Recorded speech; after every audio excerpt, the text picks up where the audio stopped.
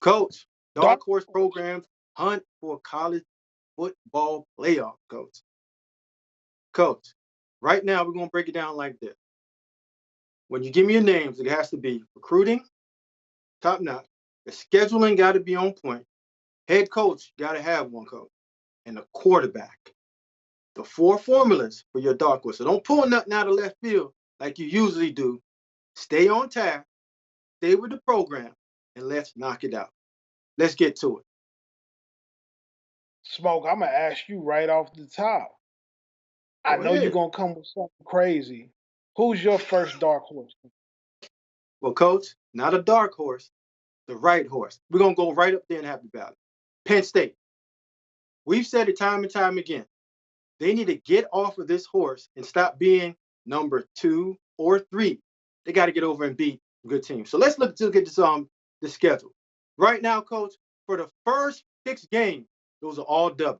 You got to go up to Wisconsin and battle that beast and play tough, hard-nosed football. Then you got the first test. You're going to have to find a way to get a hold of Ryan Day and turn that into midnight. Washington comes to you. You should bust them up. Purdue, you should hang out. Go to Minnesota. That's late in the year, coach. That's going to be a tough one in terms of the way that PJ's going to have those guys rowing the boat.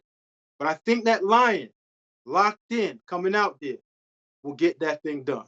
When we talk about head coaches, no matter what anyone says about James Franklin's one of the top coaches out there. They've done a tremendous job, coach, in terms of getting talent into that building. You got 2 running backs. You got the quarterback that had 25 passes for touchdowns, 2 interceptions. So you understand the ratio of getting the ball to the right people. Got a new OC over there, coach. They say they're going to run the numbers in terms of offensive production. We're not going to see the old Penn State 12 personnel, 2 tight ends, 13 personnel, 3 tight ends. They want to open it up a little bit, spread them out, get the move from east to west, north and south with the running back. And then you get to defense, new D coordinator. They got 2 guys over there that can hunt the quarterback. But enough on Penn State, coach. It's on you. Who you got? Well, you definitely came out of left field with that one, but I'm gonna let it ride and I'm gonna just move along the show. Smoke, I'm gonna go with the home team, the one team, the surprise team last year in the SEC, the Missouri Tigers. Smoke. When you look at the Missouri Tigers here, these first 6 games, they're gonna win these games. They're gonna go in and they're gonna knock off Texas A&M at A&M, and they're gonna roll on October 26th. Now my birthday's on the 27th. The Missouri Tigers are gonna roll into your Tuscaloosa, Titletown, Alabama, with an undefeated record.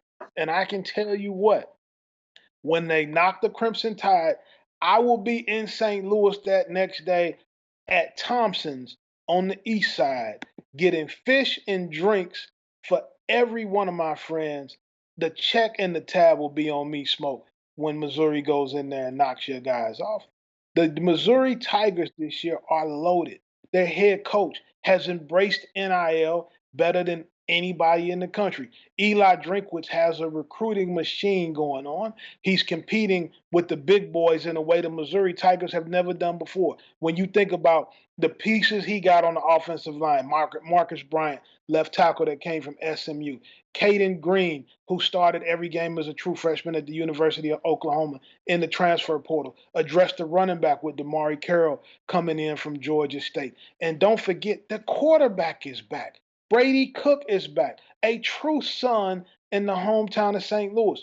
The receiving corps is back, led by early Heisman favorite, touchdown Luther Burden. Smoke, let me tell you something.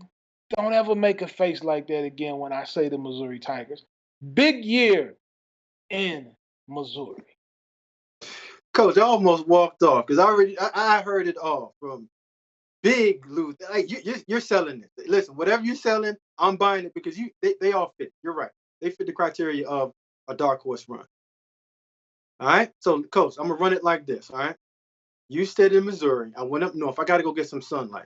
I got to go down to the 305. Mario Cristobal.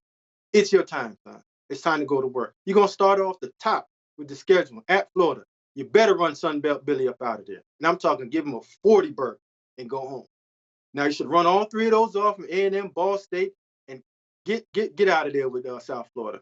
Virginia Tech is going to be a problem, coach. They're going to be a problem. That's when he's going to have to bring out that coaching hat. They go out west and touch Cali, they should come back. Louisville is going to be a problem. Florida State's going to be an issue. But here's what you got to say, coach. You got your staff together for multiple years. You got NIL in the right place. You went out and got my favorite quarterback in the transfer portal, Cameron Ward. Leader, ball player, understand how to get the ball out of his hand. You got the running game. You went over there and you got Damian Martinez. You kept your receiver room. Coach Beard is coaching the fire out of that. Your defense is locked and ready to go. This is your time to go to Tallahassee, show up, show out, get this thing done, and bring the U back to once what they were in terms of prominence and holding that thing up like this, coach. We all want to be a part of it. That's my dark horse, ACC. Coach, you on deck. Smoke, I'm going to tell you, I actually think that's a good pick. Cam Ward is adding some things to them. And my boy, Uncle Luke, who's the biggest Cane fan in the history of football, tells me that his Canes are going to go undefeated. So we might have to go out there and check a game out with Uncle Luke this year, Smoke. No doubt. I'm gonna go to the Big 12. I'm gonna go not far west, but I'm gonna go to the west. And everybody knows who I'm talking about. This is the sleeper team for the playoffs. The University of Colorado, Smoke. The University. Listen to this. Listen to this. Their first game against North Dakota State, they're going to win that game. Everybody knows the history of North Dakota State. No disrespect to the program, but the transfer portal era has changed the way that football is handled in the FCS. Lost a great coach, the third coach that they've lost, who went out to USC to coach the linebackers. At home, on the road against Nebraska and Colorado State, games they'll get up for. But here's the thing to me, Smoke. When you get past UCF at 5-0, now you got to look at Kansas State, who's always got a tough team, great power O, great offensive line. Oklahoma State is also going to be a threat, and you got to deal with Utah. But here's the thing. They've got the quarterback, Smoke. They've got Shedeur Sanders quarterback. And they have recruited an offensive line and completely rebuilt it, guys that can protect them. They have weapons on the perimeter. They're going to put up video game numbers offensively. New defensive coordinator, Coach Livingstone, comes in from the Cincinnati Bengals and has established order and discipline on the defensive side of the football. And you got two D-line guys down there, Warren Sapp, a former Cane, and Damian Lewis, who have those guys coming off the football. Playmakers everywhere. And you know the following that Coach Prime has. And if it's close, you know what the voters are going to do. They're going to put Colorado in their Smoke if it's anywhere close. Coach, that's not a bad pick. I actually really like that. When you first started talking, I'm like, is Carl just bigging up his homie? But you're not. You actually kicked some straight facts with that one.